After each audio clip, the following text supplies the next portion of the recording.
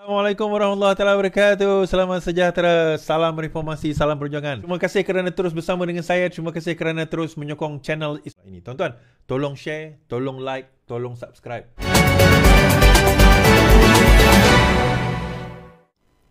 NGO mahu lembaga pengampunan telus tentang permohonan Najib. Gerakan yang dikenali sebagai projek sama menggesa lembaga pengampunan di wilayah persekutuan mendedahkan sepenuhnya alasan permohonan oleh bekas Najib untuk menerima pengampunan diraja serta menuntut penjelasan terhadap show yang dibuat kepada bekas yang di-Pertuan Agong. Dalam satu kenyataan, projek sama berkata perkara itu perlu dilakukan segera selepas laporan yang tidak dapat disahkan semalam mengenai pengampunan terhadap Najib mengejutkan negara. Walaupun YDPA mempunyai kuasa budi bicara penuh ke atas pengampunan banduan di wilayah persekutuan berdasarkan perlembagaan, orang ramai berhak untuk dimaklumkan tentang alasan permohonan dan syur, termasuk sebarang pendapat tertulis oleh peguam negara dibuat kepada baginda. Ketulusan di pihak Najib disabitkan kesalahan dan peguam awam yang duduk di lembaga pengampunan, peguam negara penting untuk memastikan kepercayaan orang ramai terhadap mekanisme pengampunan yang termaktub dalam perlembagaan. Kumpulan itu menegaskan tanpa ketulusan, kepercayaan orang ramai akan terhakis. Saya jawab. Jawapan mudahnya, tidak. Berdasarkan kepada perlembagaan, lembaga pengampunan tidak terikat kepada sesiapa dan are not accountable untuk tidak bertanggungjawab untuk mendedahkan apa-apa butiran ataupun saranan ataupun pendetailan kepada sebarang permohonan ataupun sebarang penyataan terhadap pengampunan dan sewaktu dengannya. Itu adalah bidang kuasa lembaga pengampunan. Tetapi apa yang saya boleh kata, apa yang lembaga pengampunan akan normally, bukan saya kata akan lakukan, tapi normally, lembaga pengampunan akan melihat permohonan. Yang pertama, permohonan itu adalah mematuhi syarat-syarat. Dia ada syarat-syarat dia. Dan setelah mematuhi syarat-syarat, kalau tidak mematuhi syarat-syarat, lembaga pengampunan akan tolak ke tepi. Tetapi bila memenuhi syarat-syarat, dan lembaga pengampunan akan pergi kepada stage seterusnya.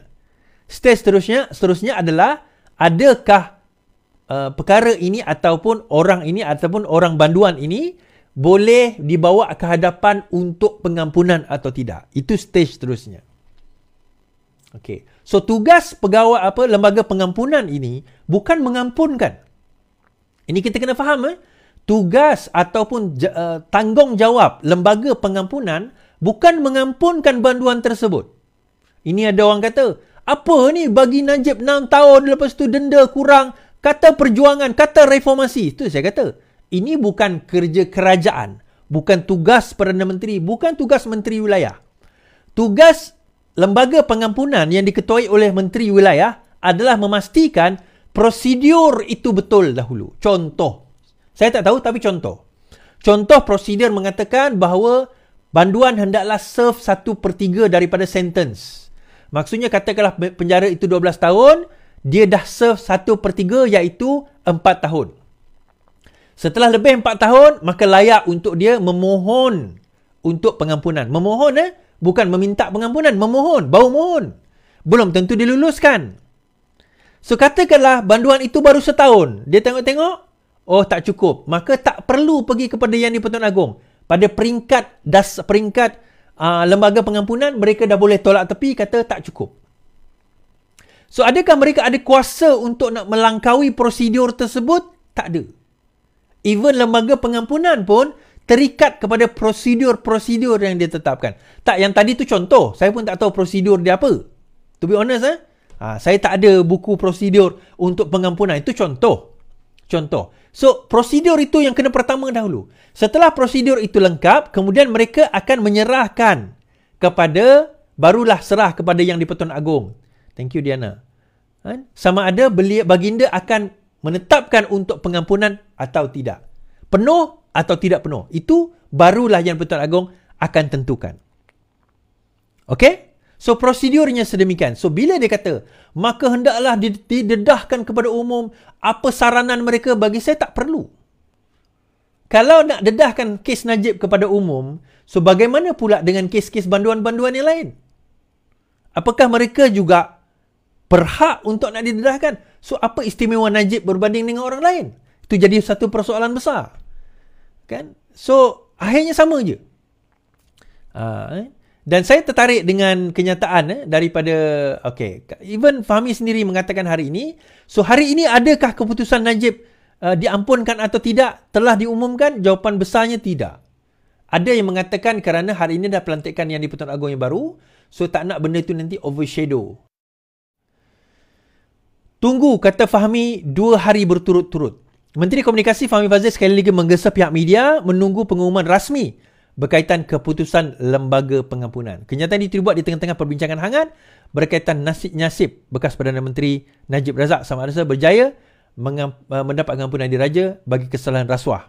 Saya telah menyatakan kita perlu tunggu kenyataan media. Okay. So, again Fahmi kata bahawa tunggu, tidak ada pengumuman pada hari ini. So, walaupun menurut Menteri KDN menyatakan Kabinet dimaklum tentang mesyuarat Lembaga Pengampunan. Kabinet dimaklumkan berkaitan mesyuarat Lembaga Pengampunan Isnin lalu. Menjawab soalan pemberita, dia bagaimanapun tidak mendedahkan lanjutan butiran. Kabinet dimaklumkan sepintas lalu, tetapi bukan kabinet punya bidang kuasa. Lembaga Pengampunan seperti dalam perlembagaan menyatakan jelas bidang kuasa siapa, keanggotaan bagaimana. Jadi kita bincang, tetapi kita faham ini bukan bidang kuasa kabinet, katanya. Sementara itu ditanya siapa yang akan mengumumkan, Saifuddin menjawab dia tidak boleh bercakap bagi pihak Lembaga Pengampunan. Mesyuarat itu dia katakan membincang permohonan pengampunan diraja bekas Perdana Menteri Najib Razak. So, permohonan itu okey. Satu lagi kita nak bagi tahu. Permohonan itu tetap akan ada, kan? Peguam Najib, dia ada 3 pihak yang boleh. Ini yang saya tahu. 3 pihak yang boleh meminta permohonan pengampunan diraja. Yang satu adalah banduan, yang kedua adalah peguam dan keluarga, peguam / keluarga, dan yang ketiga penjara sendiri. So 3 pihak ini boleh membuat permohonan untuk pengampunan diraja. Permohonan tu boleh dibuat, tetapi belum tentu lepas kerana dia ada second stage, iaitu prosedur macam saya sebut tadi. So every year orang boleh buat minta permohonan, every time, macam mana kata? Setiap kali ada mesyuarat tu, setiap kali itulah akan ada permohonan. Kita kena ingat kita ada berbelas ribu, mungkin berpuluh ribu banduan di seluruh Malaysia. Permohonan tu mungkin banyaklah kita kata kan. Tetapi adakah semua permohonan itu akan dilayan? Bukan dilayan, dia akan dilayan. Tetapi boleh lepas, dia bergantung kepada prosedur. Kan? Walaupun lepas sekalipun, akhirnya Yang di-Pertuan Agong akan menentukan.